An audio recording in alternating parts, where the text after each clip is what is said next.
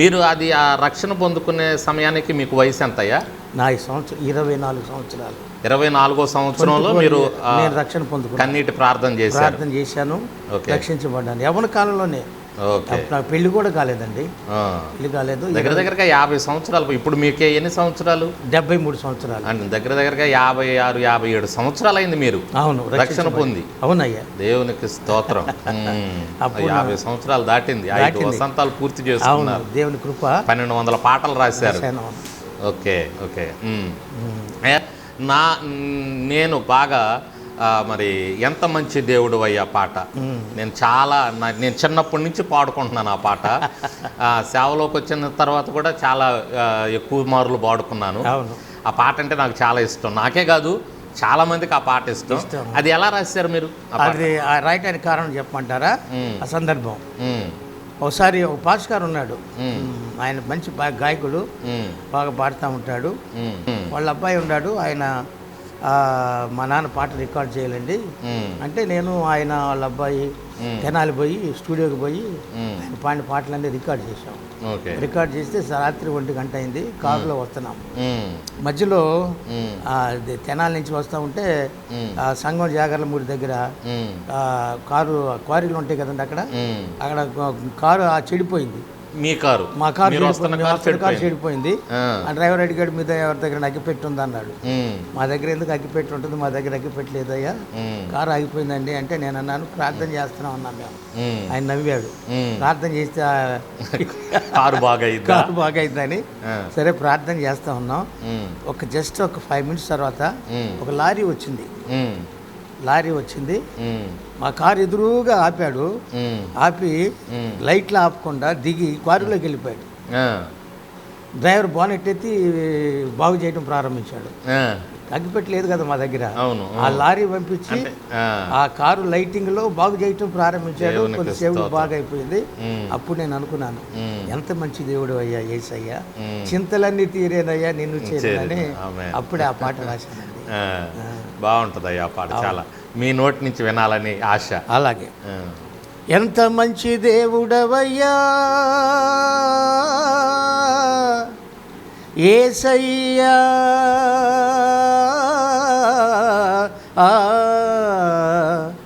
ఎంత మంచి దేవుడవయ్యా యేసయ్యా,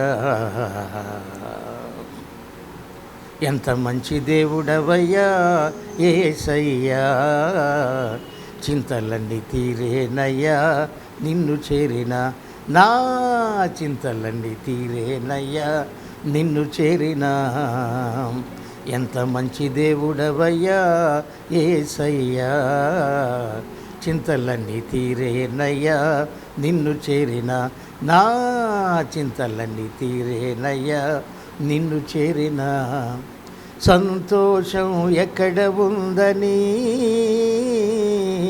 సమాధానం ఎచట నాకు దొరికేనని, సంతోషం ఎక్కడ ఉందని,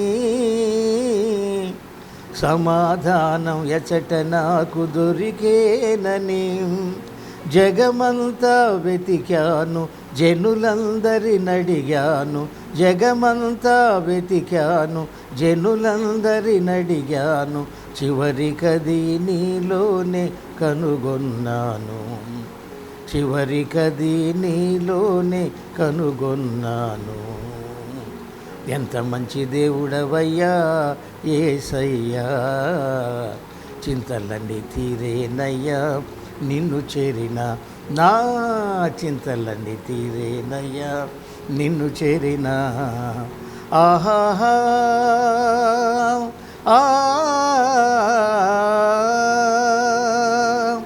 ఆహాహా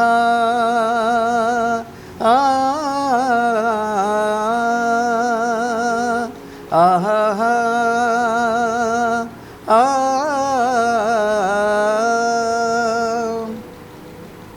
ఇదే నా కోరిక ఎప్పుడు పాడారు? అది వచ్చేసి 95లో 98లో పాడాం. ఇదే నా కోరిక. ఎవరు? ఆర్ఆర్కే మూర్తి గారు పాడమన్నారా?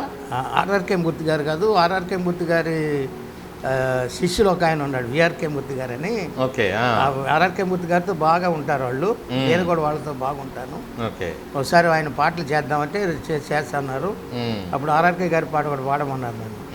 అది ఇదే నా కోరికనే పాట పాడాను. ఓకే. ఓకే. ఏదో ఒకసారి పాడండి ఆ పాట. యేసులాగా ఉండాలని, యేసుతోనే నడవాలని, యేసులాగా ఉండాలని, యేసుతోనే నడవాలని, నిలవాలని, గెలవాలని, నిలవాలని, గెలవాలని, యేసునందే ఆనందించాలని, యేసునందే ఆనందించాలని, ఇదే నా కోరిక,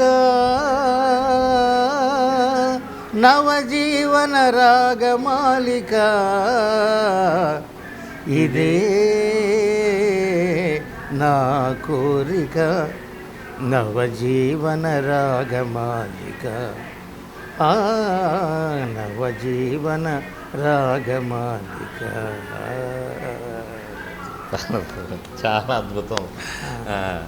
ఇది కూడా చాలా ప్రజాదరణ పొందింది. పాట, చాలా మంది ఆశీర్వదించబడ్డారు ఈ పాట ద్వారా. చాలా మంచి పాటలు మీ నుండి క్రైస్తవ లోకానికి వచ్చినాయి. దేవుని కృప అండి, దేవుని కృప. కేవలం ఆయన కృప వల్లనే ఇవన్నీ చేయగలిగాను, రాయగలిగాను, పాడగలిగాను. పాడటానికి కూడా దేవుడు నాకు ఎన్నో అవకాశాలు ఇచ్చాడు. అవును.